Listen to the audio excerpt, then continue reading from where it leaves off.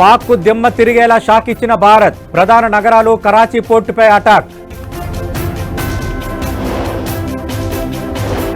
భారత్ పై దాడికి పాక్ విఫలయత్నం. 12 డ్రోన్లు, 8 మిసైళ్లు, 3 ఫైటర్ జెట్లు కూల్చేసిన భారత్.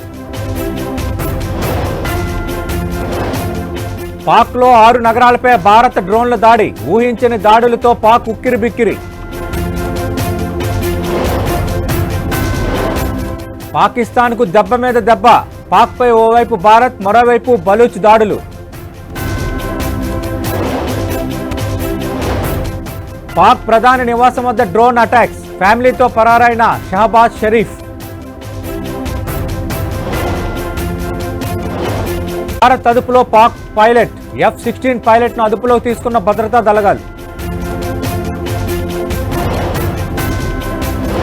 మన దేశవ్యాప్తంగా అన్ని ఎయిర్పోర్టుల దగ్గర హై అలర్ట్. ప్రజలెవరూ బయటకు రావద్దంటూ ఆర్మీ అధికారుల హెచ్చరిక.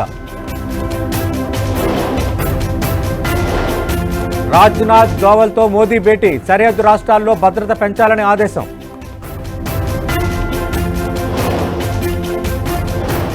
సరిహద్దు రాష్ట్రాలు అప్రమత్తం. అధికారుల సెలవులు రద్దు. విద్యాసంస్థల మోత.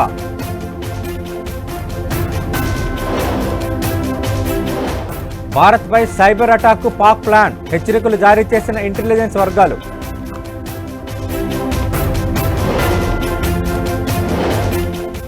కొత్త పోప్ గా రాబర్ట్ ఫ్రాన్సిస్ ప్రీవోస్ట్. యుఎస్ఏకి చెందిన రాబర్ట్ ప్రీవోస్ట్ ఎంపిక.